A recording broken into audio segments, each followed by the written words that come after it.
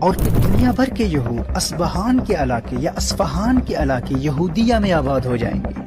جو کہ آج کے ایران میں ہے۔ بیت المقدس فتح ہو چکا ہوگا، اور امام مہدی رضی اللہ تعالیٰ عنہ کا غلبہ دیکھ کر دنیا بھر کے یہودی اپنے مسیحا جسے ہم دجال کہتے ہیں اس کے انتظار میں ایران کے علاقے اصبہان میں یہودیہ کے مقام پر جمع ہو جائیں گے، اور یہ علاقہ آج بھی موجود ہے۔ اور یہ اصبہان کو اسبہان بھی کہا جاتا ہے، اور اصفہان اور اصفہان بھی پڑھا جا سکتا ہے۔ اور اس کی وضاحت امام نووی رحمہ اللہ اور دیگر اہل علم نے کی ہے۔ اس زمانے میں ہونے والی جنگوں کے نتیجے میں اس خطے کا، ان علاقوں کا، مشرق وسطیٰ کا تو نقشہ ہی بدل جائے گا، اور پھر سفیانی ایک انتہائی جابر اور ظالم شخص جو شام کا حکمران ہوگا۔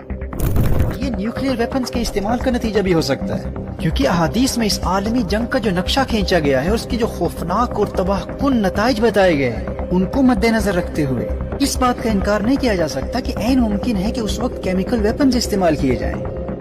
کیونکہ یہ خوفناک جنگ دنیا کا نقشہ بدل کر رکھ دے گی۔ یہ تمام قبل ظہور مہدی کی علامات ظاہر ہو چکی ہیں۔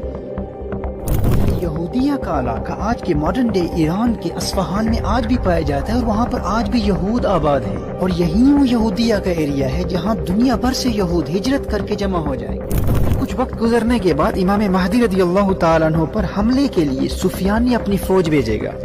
اور سفیانی کی یہ فوج بیدا کے مقام پر زمین میں دھس جائے گی۔ حضرت عبداللہ ابن عباس رضی اللہ تعالیٰ عنہ کی روایت کی روشنی میں اصحاب کہف بھی امام مہدی رضی اللہ تعالیٰ عنہ کے مددگاروں میں شمولیت کے لیے آ جائیں گے۔ اور امام بدر الدین عینی علیہ رحمہ نے عمدۃ القاری صحیح بخاری کی شرح میں اپنی تحقیق کی روشنی میں اس حدیث کی سند کو مرفوع لکھا ہے۔ اور مال و دولت کی کثرت و فراوانی اور مسلم دنیا کی اکانومی کے عروج کا عالم یہ ہوگا کہ زندہ لوگوں کی یہ تمنا ہوگی کہ کاش وہ لوگ جو تنگی کے زمانے میں دنیا سے چل بسے آج وہ زندہ ہوتے اور اس منظر کو دیکھ لیتے۔